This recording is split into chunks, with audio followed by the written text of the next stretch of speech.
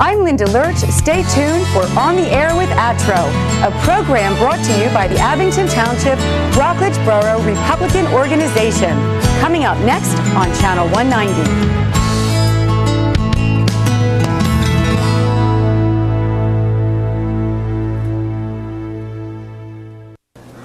And welcome back to On the Air with ATRO. I'm Dan Loney, and our guest today is Tom Bogar, who is running for state representative in Pennsylvania's 153rd District. Tom? Hey, thanks, Dan. Great to have you here tonight. Nice to be here. WHAMs are obviously somewhat of a hot topic in terms of government these days, discretionary grants.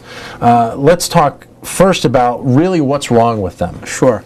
Well, these discretionary grants, or WHAMs, or walk-around money, or earmarks in Washington, D.C. terms, are they're shrouded in secrecy. The process for how they're doled out and delivered are all done in secret. Nobody really knows how they are given out. The problem with them is that they are used for political purposes. They are given out by political leaders with political intent and given out for political purposes. So legislators can use them to bring money back to the district, and therefore they are bringing home the proverbial bacon.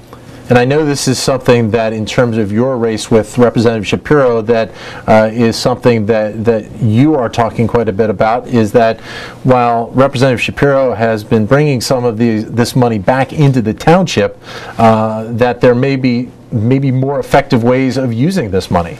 Yeah, well, you see, right now our state budget is 48% higher in the last 8 years since Della's been governor.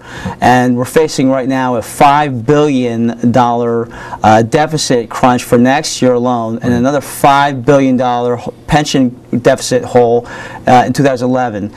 Add that to the $800 million a year of added Medicaid expense when Obamacare hits the rolls in 2013, and we've got some real issues. And the problem with a lot of these WHAMs or discretionary grants is, although they're not all bad, the fact is that they just keep spending and spending, and in fact, true reform advocates, including the Philadelphia Inquirer editorial board this past June, advocate against these things because of the way the process and how they're doled out. And what's more important is that once the governor's mansion is changed back to the Republican control, and once the state house resumes to the Republicans, that money is not going to be coming to our district anymore if a Democrat is still our state representative. I know that this is also something that you're very passionate about, to the point where you have an op-ed piece that's going to be coming out very soon. Yeah, and thank you for mentioning that. The problem is people see this money come back to the district and think that this is a great thing, but unfortunately the party's over.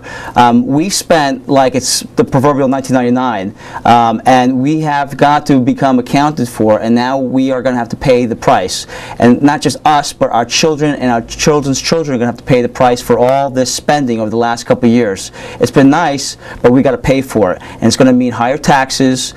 It's going to mean cuts in the budget, unfortunately, right, and hopefully not to essential services. And what they need to do is they need to cut some of this discretionary grant spending, or at least make it open and honest. Tom, I appreciate you coming on here for a few minutes today. By the way, for anybody that would like to get in touch with you at your office, how can they do that? Well, they can reach me through my website at www.tombogar.org. You can email me at tom@tombogar.org, or you can call me at 215-663-0400. All the best to you. All right, thanks a lot. Good luck in the race. Thanks a lot. Tom Bogar, our guest here today on the Air with ATRO. I'm Dan Loney. We'll be back with more after this break.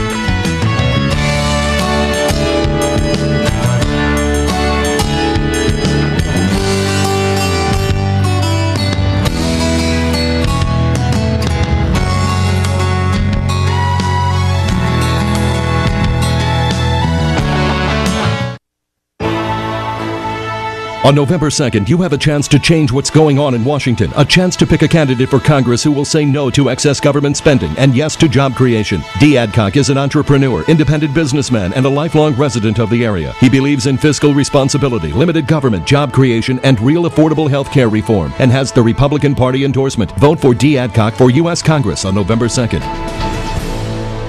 I'm Dee Adcock, and I approved this message. I'm Tom Bogar, candidate for state representative in the Abington and Upper Dublin District.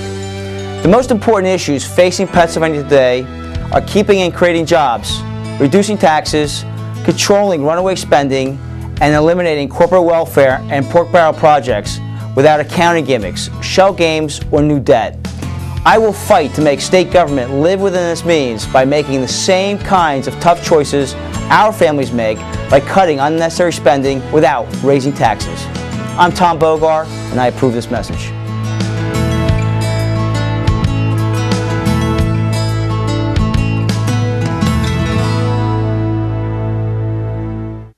Didn't take Rick Taylor long to start spending our tax dollars. Taylor supported jobs-killing tax increases, voting to raise taxes by over $1 billion. Taylor's also a big spender, voting for record-high state budgets every year he's been in office, and borrowing billions of dollars for projects like the Arlen Specter Library and a hockey arena in Pittsburgh. Todd Stevens is a former prosecutor who will be an independent voice to hold our government officials accountable. Todd Stevens for State Representative. Sometimes shopping for carpet could be a horror story. Watch this. Come in. I'm from Vampire Shop at Home Services. Why buy a 12 by 9 rug when I can install this room for $3,000? That's too much. Blah. Specialty Floors can do my carpet for $1,500. That's right. We're half the price of Shop at Home companies. So call Specialty Floors for a free estimate. Easton and Woodland Roads, Roslyn Valley. Hi, I'm Dan Loney. Welcome to On the Air with ATRO, a program brought to you by the Abington Township Rockledge Borough Republican Organization. Our guest today is Nick Della, Guardia, who is the owner of Specialty Floors in Roslyn. Nick, great to have you with us tonight. Glad to be here, Dan, and thank you very much for inviting me. Obviously, as a businessman in this community, there are a lot of different issues that are in the forefront that you have to worry about today. One, obviously, is healthcare, and there's been a lot of talk bandied about with the proposed healthcare program by President Obama. How is Obamacare really going to be affecting your business specifically? Well, the one thing that I could bet on is that they're going to lose jobs. We're going to lose more jobs because of the increased cost of health care. I've been given an estimate by the accountant. It's going to cost approximately $4,000 for each employee, which it's either a question of the employee is going to have to pay a part of this, which is going to give him less take-home pay, and it also could cause layoffs. We have to take a close look at it and see how that's going to play out when the time comes. I'm not enthusiastic about it at all. You have a very good record in the community in being a good, solid, honest businessman, quality-minded, involved in community. Really, what do you want government to do? Well, government, in order to help the businessman, is going to have to lower property taxes. Now, this is one of the promises that Ed Rendell made when he ran for governor. But in effect, the property taxes have actually increased. The other thing is the governor has a place on the Public Utility Commission. It's his vote that helps raise utility prices, such as electric and gas. When you raise these kind of prices, and the raises that they've had on businessmen has been almost 43% over the last 4 years. This is a huge chunk of money, and because of this, you have to, you have to lay people off. It causes more unemployment. If you own property, like I do, I have seven buildings that I own, commercial buildings. This causes an increase in the rent that you have to charge, and in some areas, it's very difficult to raise the rents. So the businessman seems to be taking the brunt of this. When it comes to government raising taxes and spending money, right, it causes a businessman a lot of grief. Why do you think it really is that that constituents, people out there, feel disillusioned with government right now? Well, they feel disillusioned because they don't trust the government. They don't know when the spending is going to stop. When you see that unemployment rises like it did last month, people get afraid of whether or not they're even going to have a job. They heard that their neighbor gets laid off.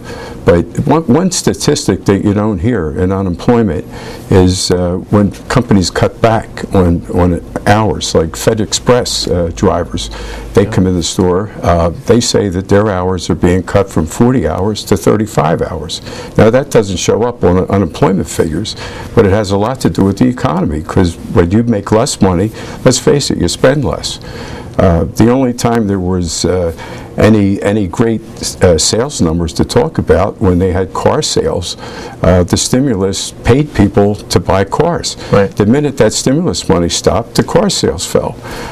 So government's not the answer for helping our economy. When they spend money, they continue to spend money, and this is causing people to hold back, and they have a fear, so they hold on to their money.